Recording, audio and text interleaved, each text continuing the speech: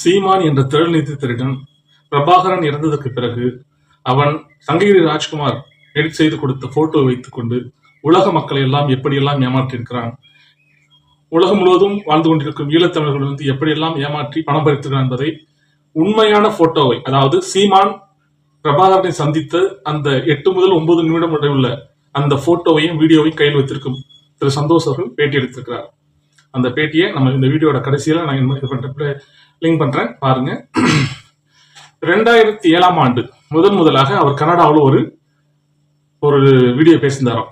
அந்த வீடியோவை பார்த்த திரு பிரபாகரன் அவர்கள், யாருப்பா இந்த சின்ன பையன் அப்படின்ட்டு ஆச்சரியப்பட்டார். இப்படி சூப்பரா பேசுறானே அப்படின்னு ஆச்சரியப்பட்டாராம்.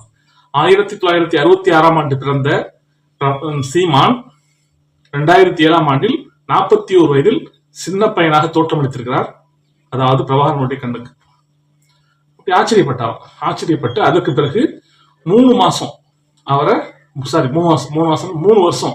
அவரை வந்து ஒரு ஆள் போட்டு அவர் வீட்டில் உழவு பார்த்த பிறகு அதற்கு பிறகுதான் அவரை இலங்கைக்கு தூக்குனாங்களாம், அதாவது அழைச்சாங்களாம் அப்படின்ட்டு ஒரு கதை பேசி சொல்லியிருக்காரு. அந்த வீடியோ பாருங்க. முதல்ல கனடால நான் பேசுறேன் 2007 அந்த பேச்சு நேரலையில ஒளிபரப்படுது. அதை பாக்குறாரு சின்ன பையன் ஒருத்தன் இப்படி பேசுறாரு,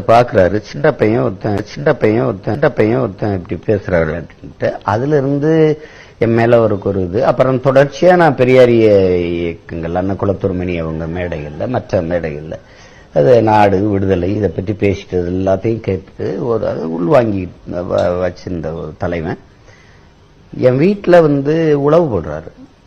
அது என்னை உழவாக்க போட்டதுங்கிறது எங்க அண்ணன் பொட்டம்மான்னு சொல்லிதான் எனக்கே தெரியும்.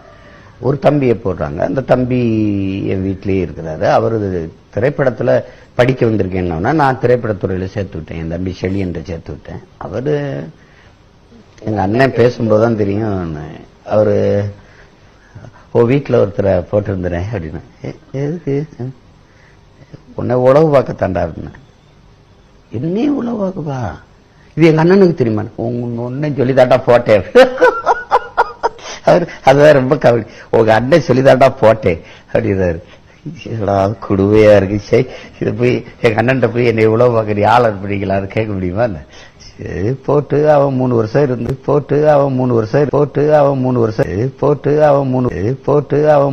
இருந்து ஒரு ரிப்போர்ட் அனுப்பி அதுக்கப்புறம் ஆர்வ கோளாறுல பேசுறானா இல்ல உண்மையிலேயே உண்மையா இருக்கிறானா இதெல்லாம் தெரிஞ்சதுக்கு அப்புறம் தான் தூக்குறாங்கன்னா வர சொல்லால.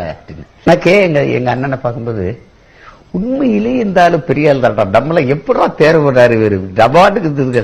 பொய்யன் சீமானுடைய அந்த உலகங்களை பாத்தீங்களா? 2007 அந்த கதை பார்த்திருப்பீங்க. பெரியார் வந்து அவன் இப்பதான் அசிங்கப்படுத்த ஆரம்பிச்சிருக்கான். அவர் அசிங்கப்படுத்தல, அவர் மேல கல்வீசி இவன் தான் அசிங்கப்பட்டு இருக்கான். தமிழ்நாட்டு மக்கள்லாம் அவனை காரி துப்பிட்டு இருக்காங்க. அந்த மாதிரி அவர் கேவலப்பட்டு இருக்கான், தனிமைப்படுத்தப்பட்டிருக்கான். அவனை வந்து ஆதரிக்கிறது பாத்தீங்கன்னாக்கா பிஜேபி மட்டும் தான் ஆதரிக்குது. ஹரிஹர ராஜா சர்மாவும் அண்ணாமலையும் தமிழிசையும் தான் ஆதரிக்கிறாங்க. மற்ற தமிழ்நாட்டில் அனைத்து அரசியல் கட்சிகளும் அவனை கல்வி ஊத்திட்டு இருக்கு. பொதுமக்கள் மத்தியில அவன் அவ்வளவு சேதாரத்தை சந்திச்சுட்டு இருக்கான்.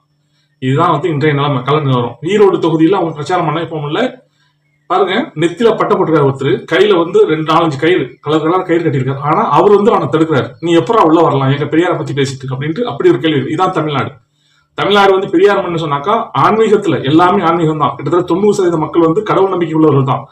நான் இறை நம்பிக்கை உள்ளவன் தான். தமிழ்நாட்டுல மக்கள் எல்லாம் 95% இறை நம்பிக்கை உள்ளவர்கள் தான். ஆனாலும் கூட பெரியார் மேல கை வச்சா எல்லாருமே கொந்தளிப்பாங்க. அதான் அவன் பாத்துட்டு இருக்கான். அவன் பேட்டி கொடுக்குறான், சொல்றான், என்ன பெரியார் மண், இது முத்துராமலிங்க தேவர் மண், பெரும்பிடல் முத்திரையர் மண், வஉசி மண், பெரியாரே ஒரு மண்ணு தாங்கிறான். இத்தனை பேரோட எல்லாம் இவங்க மண்ணு, சேர சோழ பாண்டி மண்ணு சொல்லிட்டு பெரியாரே ஒரு மண்ணு தான். என்ன பெரியார் மண்ணு அதை சொன்னீங்கன்னா கொலவெறி வருங்கிறான், மிரட்டல் எடுக்கிறான். அன்னைக்குதான் ஒரு பெண் பத்திரிகையாளர் பார்த்து தேவையில்லாம பிரபாகரனுடைய அண்ணன் மகன் கார்த்திக் மனோகரன் வந்து கேவலமான வார்த்தை புல்லு ஏதோ டேஷ் புல்லுன்னு சொல்லிட்டு திட்டிட்டு போனான். அது ஒரு பெண் பத்திரிகையாளர்கிட்ட. அதுக்கு பிறகு எல்லா இடத்தையும் செப்படிப்பட்டு இருக்கான் அந்த விஷயமா. இப்ப நேத்து வந்துனாக்கா அவன் அடங்குற மாதிரி தெரியல, ஏன்னா தொண்டையெல்லாம் கட்டி போச்சு, கத்தி என்ன பேசி கேவலமா தொண்டமா கட்டி போச்சு. நேத்து அந்த மாதிரி பேசியிருக்கான். இது வந்து பெரியார் மண்ணுல பெரியாரே ஒரு மண்ணு தான் அப்படின்னு பேசிக்கலாம். 2022 வரைக்கும் என்ன அவருடைய பெரியாருடைய நினைவு நாளுக்கு நினைவஞ்சலி செலுத்தி போஸ்ட் ஓட்டிட்டு இருந்த நாய் இன்னைக்கு வந்து நாக்பூர்ல இருந்து வந்த பிஸ்கட் ஜாஸ்தியா இருக்கு, அவர்களுக்கு கொடுத்த அசைன்மெண்ட் நிறைவேற்றத்துக்காக இப்படி எல்லாம் பேசிட்டு இருக்கான். இவன் பாத்தீங்கன்னாக்கா அவன் வந்து பெரியார் வந்து இப்பதான் பேசிட்டு இருக்கான்.